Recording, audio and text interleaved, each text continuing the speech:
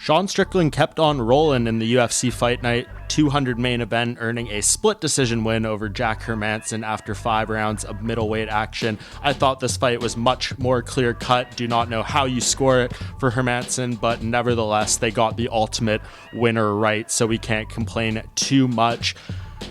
Strickland now undefeated, still undefeated as a middleweight in his career. This latest run since moving back, 5-0. He's just looking better and better. This maybe was not the most entertaining fight, far be it actually, but he controlled pretty much the entirety of the action. In my opinion, the jab was on point. It was excellent to watch, and he didn't really seem to even break a sweat over the course of 5 rounds. So definitely some positive things there. I think if you were going to beat Sean Strickland right now with this zone he is in, you need to be the one to pressure him, and Hermansson did have a few moments of success when he did that, but Strickland was able to keep him away and implement his game plan and get, again, in my opinion, a very convincing win. And he just keeps on rolling, man. He is a legit contender in the 185-pound division, and it's only going upwards in terms of quality of opponents for Sean Strickland from here. But the question is, who does he fight next? It's some interesting times in the middleweight division. Of course, this time next week, we will be talking about who is the winner of the UFC 271 title fight between Israel Adesanya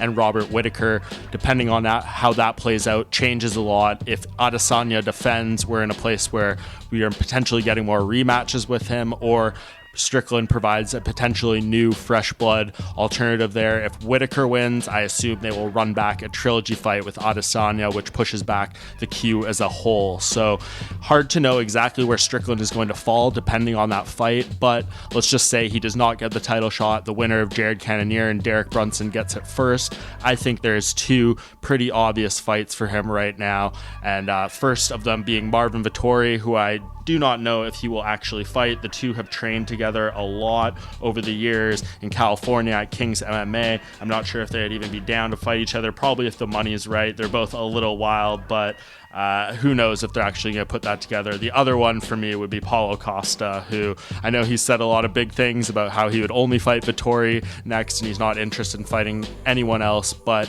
I do think the Strickland matchups in terms of the rankings and how the division is playing out does make a lot of sense. So I think those are the 2 front runners, the only 2 people, if you look at the rankings, that are really logical at this point, unless you want to give Strickland maybe the loser of the title fight. But I think he is looking for a piece that would move him upwards, and I think either Vettori or Costa would do that for him unless he gets the title shot. So nevertheless, it's going to be a big fight for Sean Strickland coming out of this UFC Fight Night 200 main event win, and only more of this guy coming to us in the near future.